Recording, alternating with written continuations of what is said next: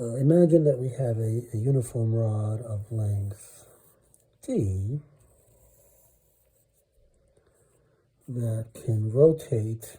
So we make a hole here at the end, and there's no friction there, so it's sort of free to rotate like this. And we put it in the horizontal position. The length is d, and the total mass is m, and we let it go. And let's say we want the angular acceleration of the rod, right? So the rod has a common angular acceleration. That's like asking, that's the equivalent of asking, what is the linear acceleration A of an object that you release from rest at some height. And the acceleration, of course, is going to be minus g, right? Because we solved the equation ma equals the force, which is minus mg, and so we get a equals minus g. A similar thing occurs here, but just for rotation. So we need the rotational analog of ma equals f, which is I alpha equals torque. And so we need to figure out the torque. Well, we just figured out in the last lecture that the force of gravity acts at the center of mass. And if the rod is uniform, the center of mass is at the geometrical center. Right, it's the weighted average of the positions. And so the torque, right, in magnitude is tau equals the force times the distance times the sine of the angle between the two. And so the force is this way. The position vector to where we want to know the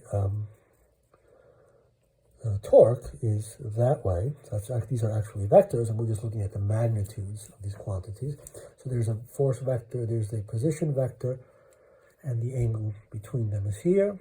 That's the phi. Of course, that's 90 degrees, so we have sine of 90 is 1. So the torque is mg times d over 2. So we have mg d over 2 as the rotational force, the torque, the equivalent of minus mg here.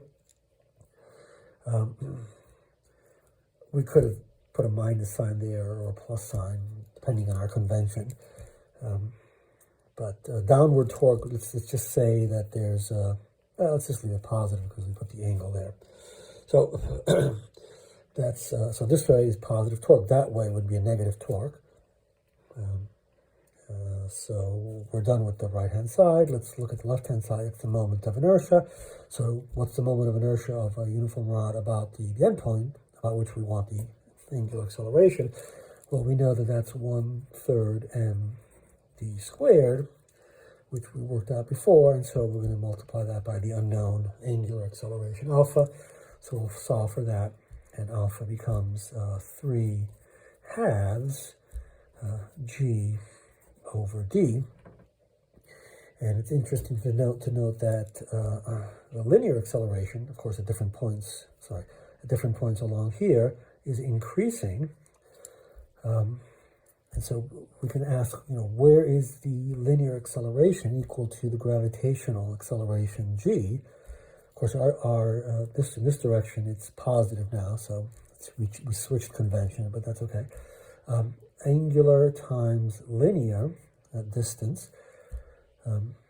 Relationship between linear acceleration and angular acceleration is a factor of distance. So if we want the acceleration, say at, this is 1/3 and this is 2/3, at 2/3 d, distance 2/3 d from the pivot point, then that acceleration is equal to alpha times 2d over 3, which is, we're going to put this here, 3g over 2d times 2d over 3, and that's equal to g.